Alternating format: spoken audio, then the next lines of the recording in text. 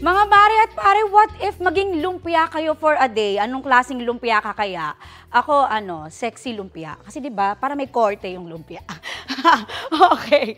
Nakilala sa Level Up at Not Your Typical Lumpia Recipes ang ating live na makakakwentuhan ngayong umaga. Ang binansagang Lumpia Queen at People's Voice winner sa General Social Food and Drink category ng 28 Webby Awards. Abigail Marquez, magandang umaga at welcome sa Balitang Hali, Abby.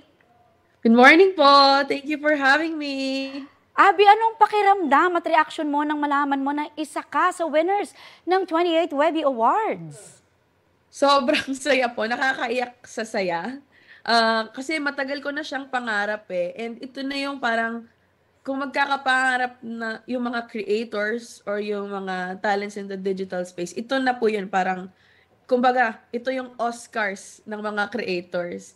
And first, hindi lang po kasi siya recognition of the hard work that I put in my videos, pero dito ko po na-realize na yung Filipino food, may laban pala siya internationally.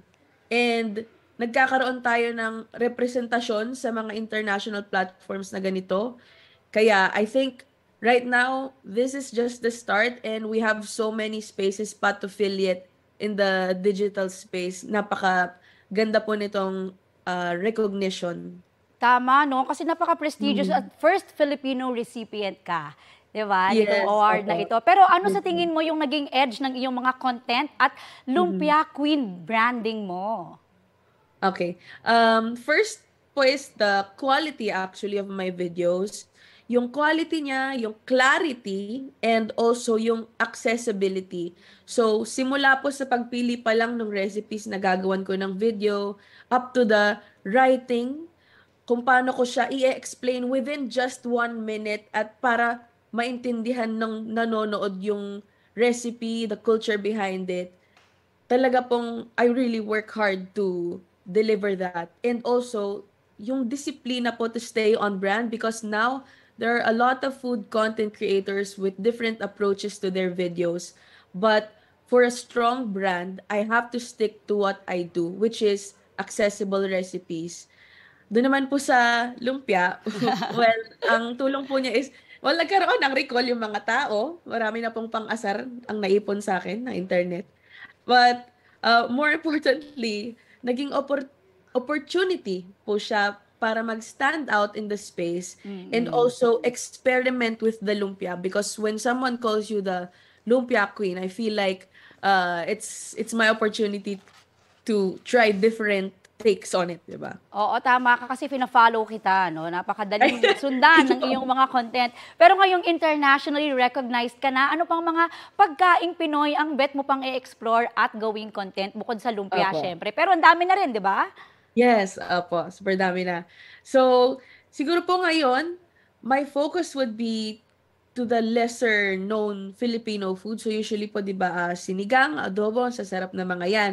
But I feel like marami pang masarap na pagkaing Pinoy. So recently po I featured ginisang munggo which also went viral.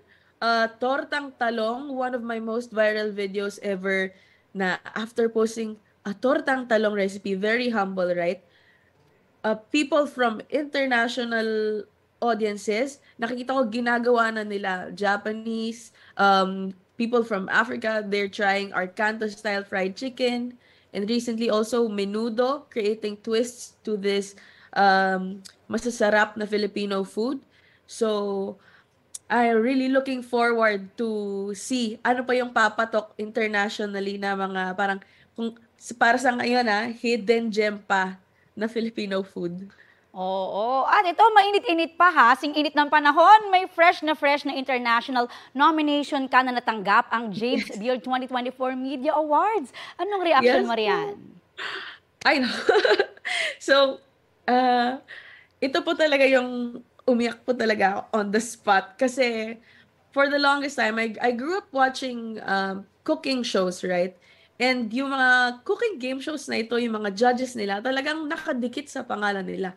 James Beard nominee, James Beard winner, this.